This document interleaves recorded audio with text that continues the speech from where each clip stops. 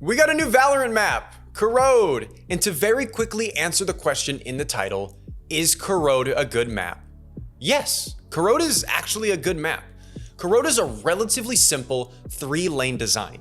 The A side of the map is similar to Sunset's A main, which splits into 2 different lanes that go into the site.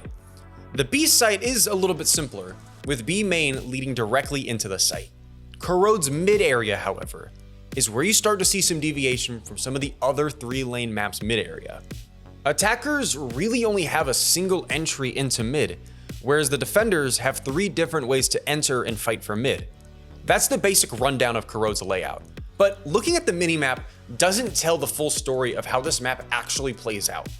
Trying to attack on Corrode can be an absolute nightmare if you don't know how to do it properly.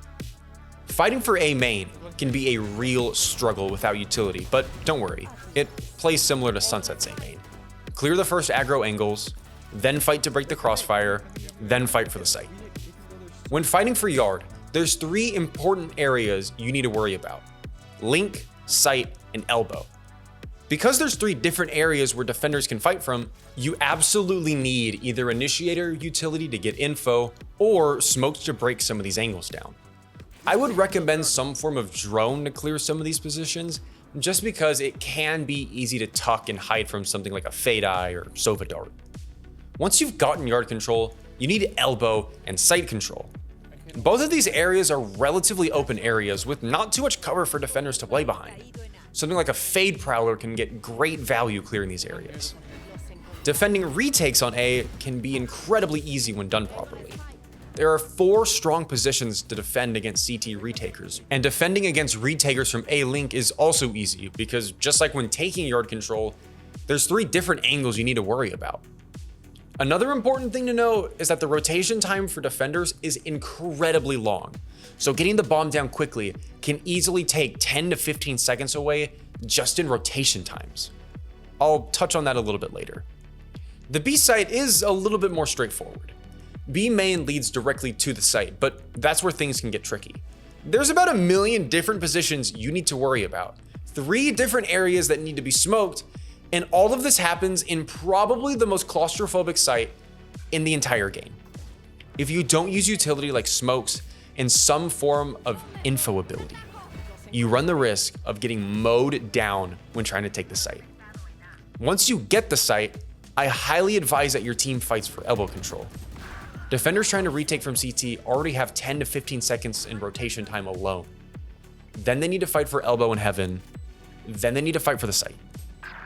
On both sites, fighting for a little more map control into CT can be a key piece in stalling out retakes. Mid for attackers is a little different from other maps. There's only really one way into mid for the attackers. When fighting for map control in mid, you need to section things off with smokes. If you want to push A link, smoke near stairs to allow your team to only worry about link players. If you want to push into B, you need to smoke A link and top mid. But you can also smoke stairs, like during an A link take, and then fight for top mid control. I would say, however, that getting value from going mid can be hard to get. If you decide to split A, the mid players end up in the same spot as A main players, and you've essentially fought 2 parts of the map and ended up with 1. Going B link can also be hard for the same reasons that I said in my Abyss video, which you should go watch after this one. You need to go super far into mid to actually get to link. And when you're taking that map control, there are numerous angles that you need to worry about. Defending mid, however, is a bit of a different story. Defenders have 3 different ways into mid and can very easily get into some powerful positions and take unexpected fights. Both A link and B link are strong positions to fight from because of the 90-degree angles where things like pop flashes and even SMGs and shotguns can get insane value. Top mid can become a very powerful position if used correctly. You have the best position to jump spot mid because of the elevation differences with the rest of mid, and you also get a shorter rotation to support the sites. If you play an agent like Yoru or Chamber with a TP, you can actually push down bottom mid and get into some powerful positions and engage bottom mid players. The sites, however, are a bit of a different story. Defending the A site can be an absolute nightmare without proper utility. You absolutely need to have smokes and some way to stall out attackers with something like an AoE ability. Fighting for A main itself is like any other main. You can get aggressive early, use initiator utility, or just leave the area open. Whatever way you choose, the fight for yard is more important than the fight for main. Please don't die main. Using an operator on A is also a very strong play. Agents like Jet, Chamber, and even Yoru are able to take an early engagement and fall back into deeper and deeper angles on the site, constantly getting value. And Odin is also a strong weapon because the wall between site and yard is wallbangable. The Odin is also super strong just by itself. The B site is a little more simple to defend. There's only really one area you need to fight for, and that's main. The B site is probably where you're going to want to have a site anchor play. Vice, Cypher, and even Deadlock are all solid sentinel choices.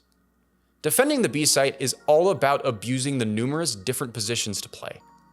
There's a stupid amount of different places to play, but just as important as where you're going to start the round is where you're going to finish the round. You absolutely need to try and stay alive for the retake, because retaking B might be one of the hardest things to do in all of Valorant. Retaking elbow needs utility and good trades. If B defenders stay alive and actively fight for that map control, retakes become miles easier. Overall, I think Corrode is a great map. Visually, I think Corrode has set the bar for future Valorant maps. Corrode has levels of details that I don't think we have ever seen in a Valorant map. When playing on Corrode, these beautiful visuals don't alter the gameplay. The visuals of the map don't make seeing opponents harder. There's a great balance between stunning visuals and functionality needed for smooth gameplay. In terms of how it plays, I think there's something to be desired when trying to retake sites. In addition to incredibly long rotation times, getting out on site can also be a struggle for defenders. If you haven't seen my Abyss video, which again, you should go watch after this video, I made some recommendations on how to change Abyss to make it play a little better. With Corrode, I don't think that any of the issues or features of this map are that bad where they warrant immediate change. Maybe as time goes on and the meta in ranked and pro play starts to fully develop, we might need to change little things about the map to balance things out.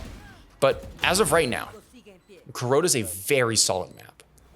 I think some people might not like the map immediately because I think there's a very certain way you need to play it, but once you learn how to play the map, I think you can really enjoy it.